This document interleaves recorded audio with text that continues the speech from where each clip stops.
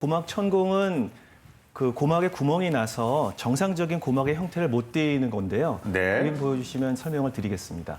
왼쪽 저희 보이시는 정상 고막을 보시면 고막은 마찬가지 북과 같다고 생각하시면 됩니다. 북이 잘 면이 팽팽해가지고 소리 전달이 되는데 만약 북에 구멍이 나면은 소리가 도드려지지가 않겠죠. 그런 네. 식으로 고막에 보시는 천공된 고막처럼 큰 천공 또는 작은 천공이 생기면 정상적인 소리 전달이 안 되고 그리고 저 구멍을 통해서 외부로 들어오는 이물질이나 세균이 들어와서 중이염이나 2차 감염을 일으킬 위험도가 높아지게 됩니다. 네. 여름철에 또 휴가철에 요즘은 또 비행기 타고 여행 많이 가시잖아요. 네. 비행기 타는 것도 관련이 돼요?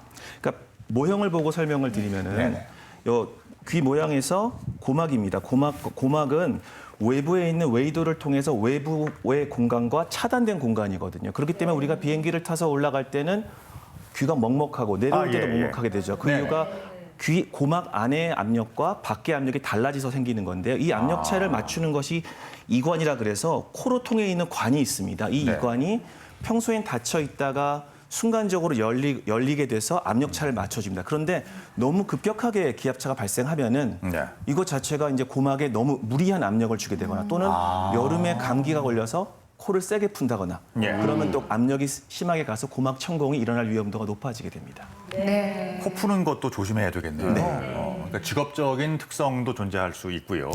그러면 계절적으로 이런 그 고막이 터지거나 뭐 찢어지거나 해서 병원을 찾아오시는 분들 여름철에 많아요, 교수님? 네. 실제로 국민보험공단 결과를 보면은 2010년부터 2014년까지 계절별로 고막 천공으로 내원한 환자 수를 봤는데요. 보시다시피 6월, 7월, 8월, 특히 7월, 8월에 많이 높은 것을 알 수 있습니다. 그래서 여름철에는 물놀이 등으로 인해서 외부에 감염도 쉽고요. 아까 말씀드렸던 면봉을 쓰거나 어떤 비행기 타고 이렇게 여행 가실 때 비행기 기압 차이에 의해서 고막이 천공되거나 그런 일이 많이 일어나는 것 같습니다. 네, 그러면 고막 천공이 일어나면 어떤 증상이 나오는지 알아야 우리가 대처를 할 수 있잖아요. 보도록 하겠습니다. 자, 귀가 먹먹하고 잘 안 들린다. 고막에 힘이 가해지면 멍한 느낌이 든다. 통증과 함께 출혈이 있다.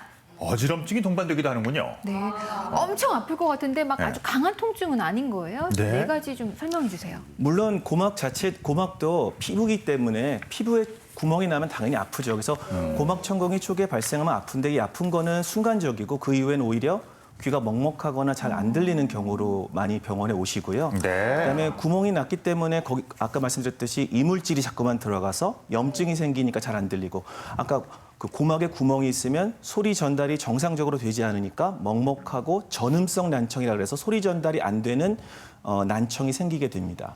또는 뭐 물놀이를 하거나 아니면 큰 소리를 듣거나 폭죽을 받았을 때는 고막 천공이 너무 심해지면은 이제 달팽이관 안쪽에 있는 달팽이관이나 전정기관에 영향을 미칠 수 있는데요.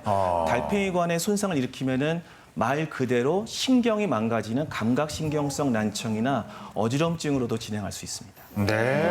그런데 사실 출혈이 있죠. 약간 있거나 어지럼증이 동반되는 경우. 근데 보통들 우리가 그럴 때는 뭐 별거 아니다 싶어가지고 대충 내가 이제 허약해서 그런가 보다 넘어가는 수가 있는데 사실 그 고막천공이라는 게 무서운 거잖아요. 근데 고막천공 그냥 왔을 때는 어떤 일이 생길까요, 이게? 네, 손 교수님. 네, 그래서 고막 천공이 오래되게 되면 일단 고막의 가장 큰 기능이 귓구멍 안으로 들어온 소리를 소리뼈를 통해서 귀로 달팽이관으로 전달해주는 역할을 하게 되는데요. 이렇게 청각에 영구적인 문제가 생길 수 있습니다. 그리고 고막이 웨이도와 중이강을 분리해서 보호해주는 역할을 하게 되는데 외부에서 세균이나 바이러스가 들어와서 염증이 반복되고 이런 일을 수개월에서 수년간 방치하다 보면 난청이나 어지러움증 등 다른 신경 합병증들이 생길 수가 있어서 위험하게 됩니다.